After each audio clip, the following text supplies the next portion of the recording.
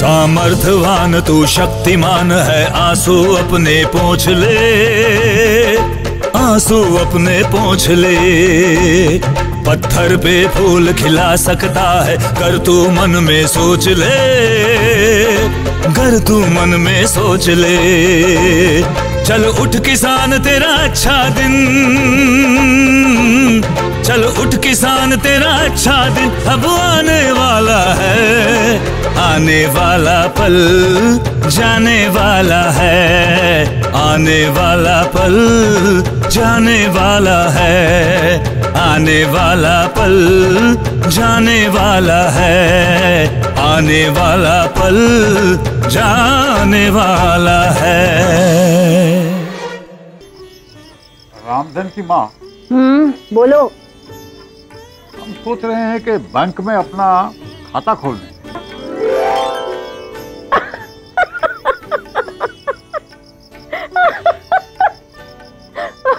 क्या हुआ तुम्हें, इसमें हंसने की क्या बात है? हंसने की तो बात है, ये तो वो बात हो गई, घर में नहीं दाने और अम्मा चली भुनाने। अरे अरे ये भी कोई बात हुई? अरे तो क्या तुम्हारी शक्ल देख के बैंक में खाता खुलेगा? रुपए पैसे है तुम्हारे पास खाता खोलने के लिए? अरे खुल जाएगा खुल जाएगा। प्रधान जी ने कहा है कि खाता खोलने के लिए बस पहचान पत्र चाहिए, पैसे की कोई जरूरत नहीं। सुना कि नहीं? अच्छा क्यों, बैंक का मैनेजर प्रधान जी का दामाद लगता है क्या? अरे जो बिना पैसे के खाता खोल देगा है? तू सुन जरा मेरी बात देख, सरकार ने हम गरीबों के लिए एक नई योजना बनाई, प्रधानमंत्री जन धन योजना। प्रधानमंत्री जन धन योजना? हाँ हाँ, तो उससे क्या? अरे उससे ये कि खाता बिना पैसे के खुल जाएगा और उसके साथ 1 लाख रुपए का बीमा भी हो जाएगा। बीमा 1 लाख रुपए का? हाँ। ये तो बहुत अच्छी योजना है। तो ऐसा करो ना, तुम्हारे साथ साथ मेरा भी खाता खोली दो। शाबाश रामधन की माँ, अब बात की ना तूने, शाबाश। अरे ये सामने से 2 लोग कौन आ रहे? साहब नमस्कार। नमस्कार। मेरा नाम मानिक चंद। मैं मुंबई जा रहा था, रास्ते में मेरी कार खराब हो गई है। ओह। क्या इस गांव में कोई कार मैकेनिक मिलेगा? अब मैकेनिक तो है मगर फटफटिया का है साहब, और इस वक्त तो वो अपना ताली लगाकर सो रहा होगा, और सुबह तक अगर भगवान चाहे तब भी वो नहीं उठेगा, और अगर इसे उठाने की कोशिश करें तो बड़ा बुरा आदमी है साहब, गाली गलौज पे उतर आएगा। ओह गॉड, ये तो बहुत बड़ी प्रॉब्लम है। यहाँ कोई धर्मशाला होगी जहाँ हम पूरी रात गुजार सकें? अरे साहब यहाँ शौचालय नहीं है, आप धर्मशाला की बात कर रहे हैं? नहीं है।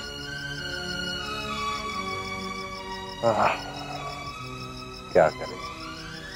अरे साहब क्या रात यहाँ रुकने की समस्या है क्या? समस्या नहीं, बहुत बड़ी समस्या है। अरे साहब अगर आप बुरा ना माने तो आप रात हमारे घर में रह सकते हैं, हमारे घर के दरवाजे आपके लिए हमेशा खुले।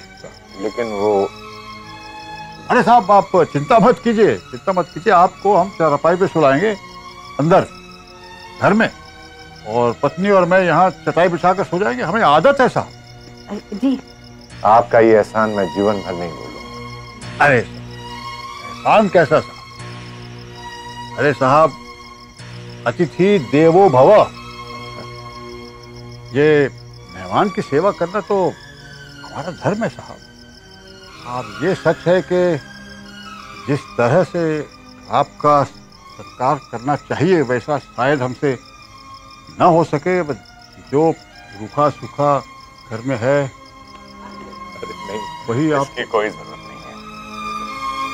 रात भर गुजारने के लिए एक छत मिल जाए वही बहुत है हमारे। अरे साहब देख, रामधन की माँ, इनके लिए रोटी परोस। हाँ, आज रात यहीं रहेंगे हमारे साथ। जी, आप इनके हाथ धुलवाइए, हम परोसते। हाँ ठीक है। अच्छा आइए साहब।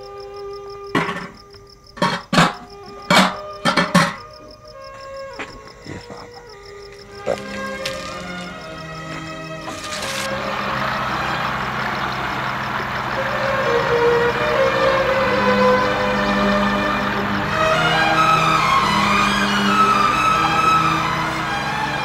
आइए।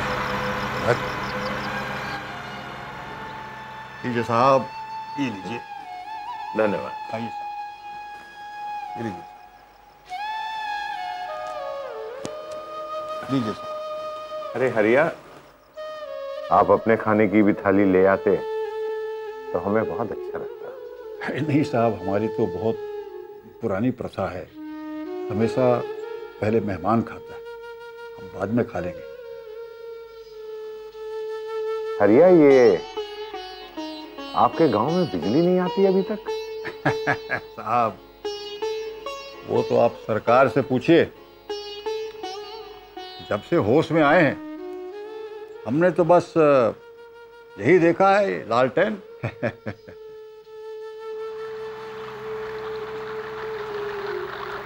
लेकिन ये ट्यूबवेल चलने की आवाज, ये कैसे चल रहा है? अरे हाँ साहब, वो तो हमारे राजा भैया का है। वो आपने जहाँ अपनी गाड़ी छोड़ी है ना साहब, हाँ हाँ, उसके पास एक बिजली का खंभा है, वहां से तार ले लिया इन्होंने। लेकिन ये तो बिजली की चोरी हुई ना। अरे साहब ये वो राजा भैया के लिए बहुत छोटी सी मामूली बात है साहब, उन्हें कभी कोई रोक नहीं सकता। सारा प्रशासन उनकी जेब में है साहब, जेब में। ये राजा भैया हैं कौन? ये हमारे ब्लॉक प्रमुख हैं साहब। 40 गांव इनके हाथ में, 40 गांव। और इनके सामने मुंह खोलने की किसी की जरूरत नहीं होती साहब। बाहुबली है साहब, बाहुबली। आप उसको छोड़िए, खाना खाइए, आप आगे मत ही पूछे तो अच्छा है। हरिया, तुम्हें जो भी बताना है खुलकर बताओ। अरे क्या बताएं साहब। साहब जल्लाद है, जल्लाद। जैसा कि आपको बताया, 40 गांव इसके हाथ में। और जो किसान हैं वो सारे के सारे इसके कर्जे के नीचे दबे हुए हैं। अपनी ही जमीन पर, अपने ही खेतों में बंधुआ मजदूर बन के काम करते हैं। और जो थोड़ा बहुत पैसा फसल से बच जाए,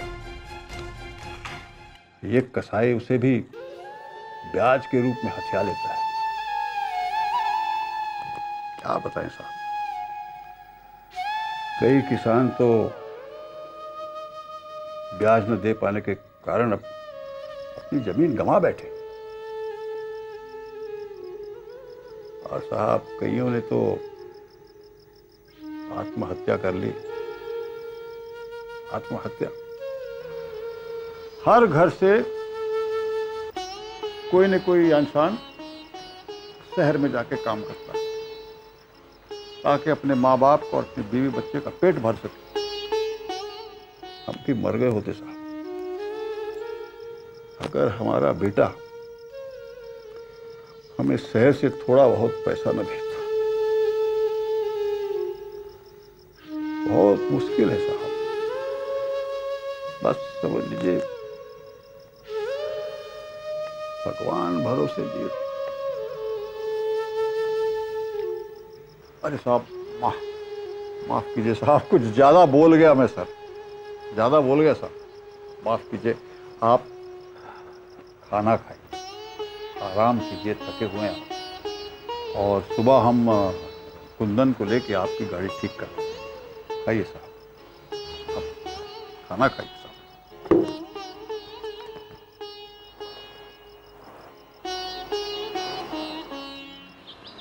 बोलो तो राजा भैया को बोले। भाई वो सारा गांव में इतना बड़ा गाड़ी। वो तो हम भी देख रहे हैं बुड़बक, लेकिन ये हरिया क्या कर रहा है इस गाड़ी में? मुझे लगता है कि उसका कोई पहचान वाला होगा। अबे हम इसके पूरे खानदान को जानते हैं। साइकिल तो है नहीं किसी के पास, इतना बड़ा गाड़ी में जाएगा। चल चल कर देखते हैं कि पूरा चक्कर क्या है।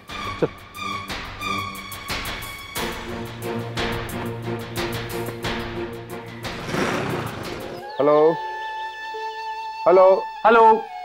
हाँ रितेश, मैं बोल रहा हूँ। हाँ पापा, कहाँ हो आप? हम कब से आपके लौटने का इंतजार कर रहे हैं पापा, और आपका फोन भी नहीं लग रहा।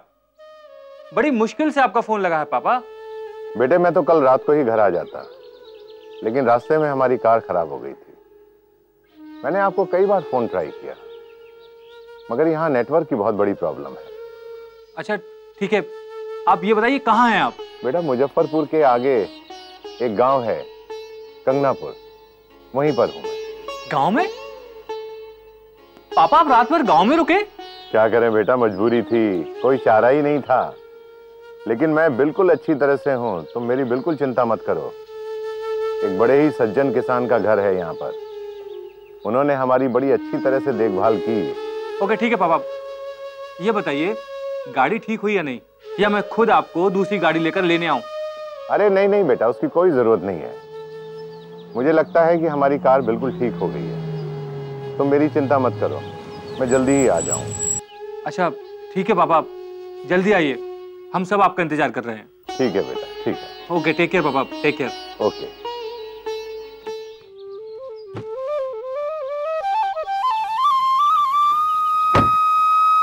आप नमस्ते। नमस्ते। मेरे बड़े बेटे रितेश का फोन, अभी अभी अमेरिका से आया हुआ है। घर में सब लोग बड़े परेशान हो रहे थे कि कल रात हम घर नहीं पहुंचे। मैंने उनसे कह दिया है कि मैं बिल्कुल ठीक हूँ। वैसे गाड़ी ठीक हो गई? जी जी बिल्कुल। आप सो रहे थे तो मैंने सोचा क्यों जगाऊं। मैं कुंदन को आपकी गाड़ी दिखाने ले गया। कुंदन इधर आ, इधर आ। यही साहब हैं जिनकी तुमने गाड़ी ठीक की। खड़ा खड़ा क्या कर रहा है, नमस्ते कर। Thank you very much Kundan. मैंने कभी सोचा भी नहीं था कि इस गांव में कोई मेरी कार ठीक करने वाला मिल जाएगा। तुम काफी काबिल हो। क्यों सेठ, काबिलियत का ठेका क्या सिर्फ शहर में रहने वाले लोगों ने ले रखा है? ये तो हम गांव वालों की बदनसीबी है कि हमें कुछ कर दिखाने का मौका मिलता ही नहीं, वरना हमारी काबिलियत का लोहा ये देश तो क्या पूरी दुनिया मानेगी। तुमने स्किल इंडिया के बारे में सुना है? सुना है सेठ, लेकिन ऐसे कहने सुनने से क्या होता है। जब ये जुमला हकीकत का जामा पहनकर इस जमीन पर उतर आएगा ना, तब देखेंगे। फिलहाल तो आप मेरी मजदूरी मुझे दे दीजिए, मुझे जाकर अपना ठिया भी खोलना। हाँ हाँ जरूर। तुमने मुझे इतनी बड़ी परेशानी से निकाला है, तुम्हारा मेहनताना तो बनता है। ये बताओ कितने पैसे हुए? पैसे नहीं सेठ, रुपए। 5,000। तो पागल हो गया क्या कुंदन? 5,000 रुपए? तूने तार ही तो जोड़ा। हरिया काका, अब ये तार ही इनको इनके घर तक लेकर जाएगा। पर बात तार की तो है ही नहीं, बात है मौके की। अब अगर यही काम शहर का कोई मैकेनिक करता तो पूरे 2 दिन तो इनकी गाड़ी घुमाता और रुपए लेता 50,000। जल्दी करो सेठ, टाइम खोटी हो रहा है। ये बिल्कुल ठीक कह रहा है। कीमत पैसे की नहीं, वक्त की होती है।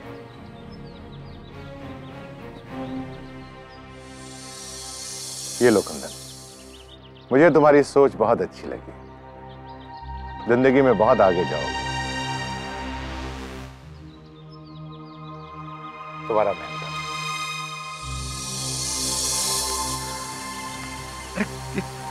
इतने सारे पैसे दे दिए, 5,000, 100-200 से काम चल जाता साहब।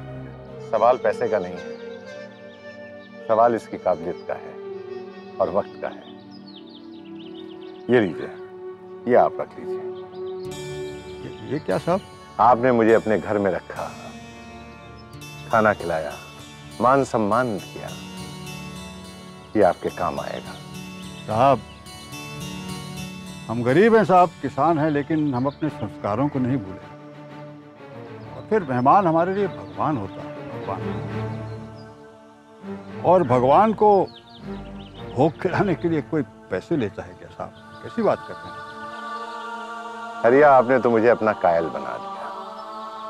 मैंने तो सोचा भी नहीं था एक गरीब गांव में एक गरीब किसान के पास इतने बड़े संस्कार होंगे, इतना उदार हृदय होगा।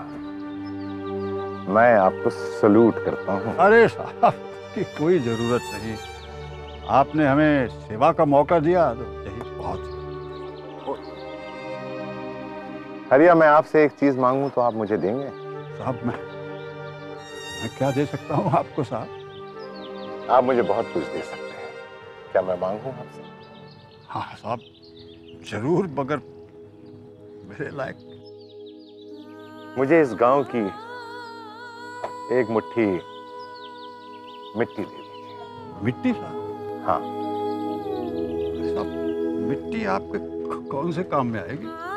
मिट्टी का मैं क्या करूंगा ये बात आपको बाद में पता चलेगी। अभी तो बस आप मुझे एक मुट्ठी मिट्टी इस गांव की दे दीजिए। ठीक है।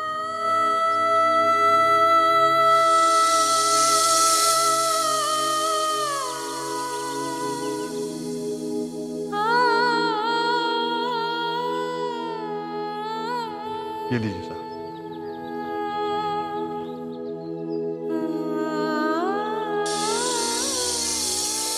आपका बहुत बहुत धन्यवाद। अच्छा, आप आज्ञा दीजिए। अच्छा।